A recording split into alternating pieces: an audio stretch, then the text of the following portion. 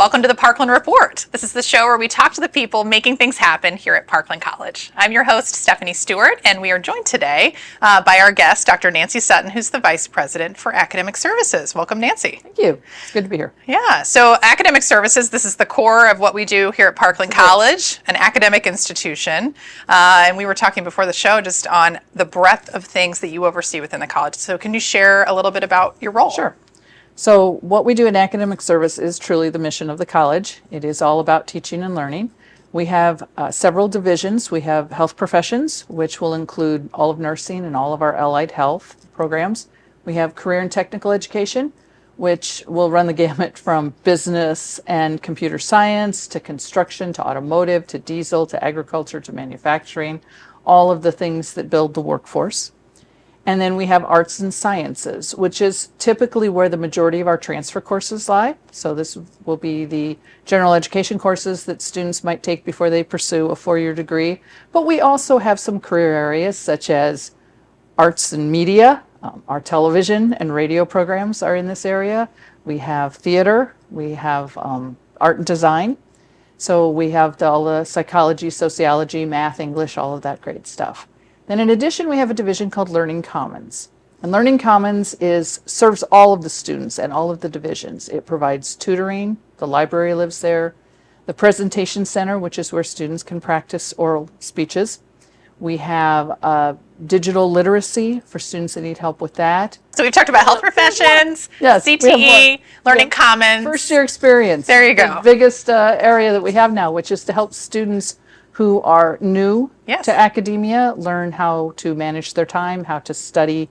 So we have programs for them as well. I think the strongest element we have there is tutoring, the one-on-one help for students that need the help. Yeah, no, that's such a broad swath of things happening in your area. And I talk with your folks all year long as we record different episodes of this show. It's really digging deep into those individual areas. And we were talking about faculty right before we started recording. And just can you share a little bit about just the level of experience and expertise that our faculty really bring to the table? I think that that's one of the benefits of Parkland is that we have amazing faculty who are hands-on with teaching. Right. So on the career side, all of our faculty have experience in the discipline that they're teaching. So all of our health professions faculty are actually practicing. Many of them are still working in the healthcare field at the same time that they're teaching full-time. If you look at automotive or agriculture, these are actually people working in the industry. Many of our ag faculty actually still do their own farming. Our automotive faculty remain current with all the certifications that they need in that area.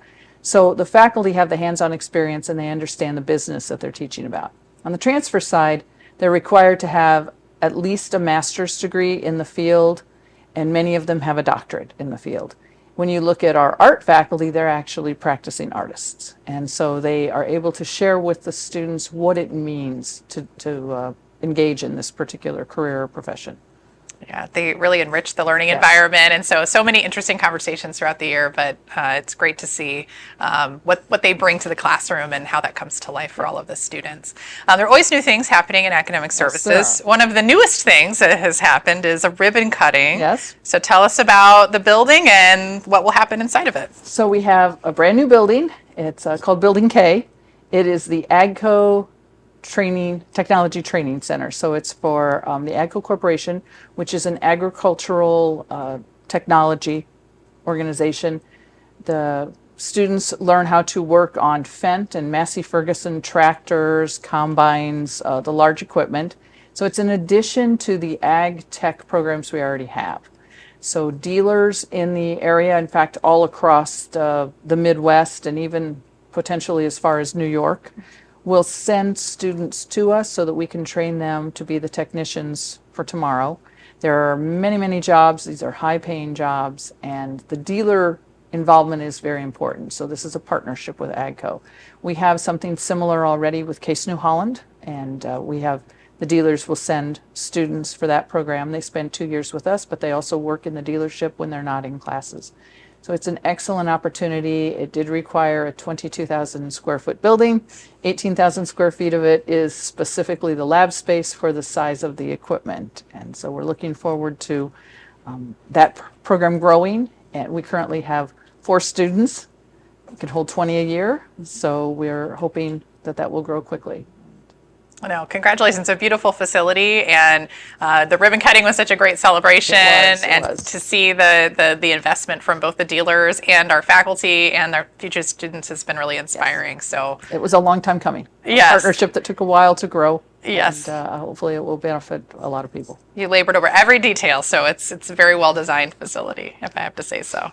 So there's another new sort of renovation that's happening in a different area of the college, and that's surgical technology. Right. Can you share a bit about that? So our surgical tech program, along with sterile processing, which if you think about the room that all the things have to be cleaned and scrubbed, prepared for surgery. That's been over in our L wing, and the facilities were older, and we were not able to replicate what an actual operating room looks like. So we received federal funds, which you actually could explain better than I could, since you work with that part of the equation. We received the funds so that we could renovate a lab space that is in B wing. So now we have a dedicated space that will open in the spring semester that replicates a surgical suite with 2 surgical beds. We have the lighting and all of the infrastructure was donated to us by Carl Foundation Hospital. And we have a separate classroom for the students, and we actually have a sterile processing room where they have the sinks and they can scrub up and they can do all that, and then they can walk right into the surgical area. So it replicates the hospital. Mm-hmm. So we've been waiting for that. It took a while to get it built, but it should be opening up in the spring, and the faculty are currently getting it outfitted and pretty excited about it. No, that'll be really exciting to see it. And I think that one of the things that's so interesting is that how responsive our programs are to industry needs and to listening to employers and what the local demands are. So we have advisory committees, but could you explain for our viewers a little bit about what the role of an advisory committee member is and how that informs our academic programs? Sure. So each one of our career programs has to have an advisory committee, and that is the Illinois Community College Board insists. And so we have members of the community that are employers in that area or they're experts in the field. Occasionally we may have someone who is a member of a 4-year program that our students potentially could transfer to in a career area, but most of the time it's the employers. And they will join us at least once a year, if not more, and they will sit with the faculty and they'll talk about the program and they'll talk about what we might need to change, what has changed in the industry, what it is the students need to learn. Today we actually had one with our automotive advisory board, and they were reviewing some courses and changes in what students need to know based on repairing manual transmissions, because the need is not as great to replace everything in a manual transmission. They don't sell them the way they used to. Don't sell them the way they used to. So it's basically the employers helping us decide what do they need. What does the employee of the future need to know? And then they help us with those. In addition, then they can help with recruiting for those programs. If they know and understand our program, then they can help drive people toward it. And these are the same people that then hire our students. And then we hear from them, how are our students doing? And that is very helpful for us. And today I'm happy to say that all of the employers were there, very pleased with all the Parkland students coming out of our automotive program. So that's always good to hear. It has a great reputation. It does. And yeah, those relationships become just very organic. Mm-hmm. And another area where we're looking to make stronger connections, even stronger connections that we already have, are in the community and with our local school districts. And I feel like you've done so much to help build those bridges and make them even sort of stronger and wider for that pipeline of students who might be coming to us in the future through community engagement and career engagement. So I've been with Parkland for 20 years. And the one story that never changes is employers saying, I wish students knew that there were jobs in this area, or I wish they knew these were an opportunity. And we hear about families and parents who don't really know how to direct their students, their kids to a potential career. So we started an initiative, and it's one of the priority initiatives that Parkland has, to develop career exploration for 6th through 12th grade students, focusing very much on that middle school student and their parents, and inviting them to campus for events where they get to do hands-on work in a variety of activities and careers. Faculty are involved. They're developing these short 20-minute activities, and then they're able to talk to the students and kind of explain to them what you might do if you were in this career, and more importantly, what should you study in high school to make sure that you're ready to come to the programs at Parkland later on. In addition, when we bring the parents in, we help family members who themselves might be looking to change their career trajectory or find a new path, and then they learn what we have available and other services that we have available. We extend that into high school with Summer Start, which is a career exploration program we started 3 years ago. And this helps students get even more experience. And this coming summer, we're going to connect those students with employers in those areas while they're still in high school.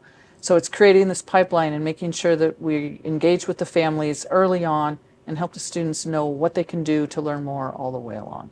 So we have developed a new Office of Career and Community Engagement, whose sole purpose is to develop these events for the schools, to bring the students to campus, but also to engage in community activities so that we're present when there's festivals, fairs, events out in the community. And we have a classroom on campus that is our career exploration classroom where we're developing several things. We even have a flight simulator in it now, so students Very can cool. come. And if they're on campus, they get to see what it would be like to fly and what that would entail. But we're also going to, hopefully by next summer, we will have a mobile career exploration unit, which is a fifth wheel trailer that will hitting the open road, right? Hitting the open road with a beautiful Parkland Cobra wrap that will go out to schools and community events and be able to take some of these career exploration activities out to the public so that more people can engage. Obviously, we always want to get people on campus so they see what is really here, but the first thing we have to do is make that connection in the first place and show them what we have to offer and spark the interest. Yeah, no, I think it's a really exciting initiative. It's been fun to partner on kind of bringing the community side and that career side together, but just to see how that'll move forward. And then we have so many amazing career programs, and we're always trying to fill in the gaps, right, in terms of what people's knowledge is. When they think of Parkland, they know that we do a great job and that we have nursing programs, but there's so much more that that the community can engage with. So opening those doors. There's a lot of possibilities. Yeah. So the mobile unit will be on the road when? I'm hoping this summer. It's been an educational experience for all of us to figure out exactly how to do this. Yes. And to create a unit that has the most flexibility and that we can take it for career exploration. But our admissions staff could also take it out to a workplace so that the employees could register if they wanted to for classes at that time. So it has a little bit of flexibility. Finding the people who can customize these types of things, making it accessible has been a major issue for us. But construction of it should start in January. And so hopeful, they've told us that we should have it by the end of June. Great. In a future show, we should do a tour of the new mobile unit next time we talk. So I guess last question, what else is coming up on your plate that would be exciting to share with our viewers? So there are a lot of initiatives we have about making sure that all of our students feel welcome and supported in the classroom. And so we have a lot of initiatives where our faculty are working on making their course materials more accessible. They're making sure that our students have the technology they need. We've just recently surveyed all of our students to ask them what sort of technology they use when they're in the classroom, what's their preferred method, do they have internet access, so that we can make sure that Parkland is providing them what they need. All students really need to be thinking when they go to college that they need a laptop, but we want to make sure that we have loanable technology for them if they don't have one. And so trying to determine where we need it and how many we need it and how to do that. We've had loanable technology for quite a while, but we're really trying to take it to a larger sector of our students. So that's one of the big things we're working on right now, is making sure that our students have what they need to be successful. We have great programs, but if they can't access them or if they don't have the support they need to be successful, then it doesn't help anyone. Sure. So that's one of the things the faculty and I are working on, is looking at that and how can we expand that. So, well, thank you for doing all that you do for our students and supporting our faculty, doing the great work that they do, and being on the show today. thank you. Well, that's it for today's episode of the Parkland Report. We hope you learned a little bit something about academic services, and we hope you'll join us next time.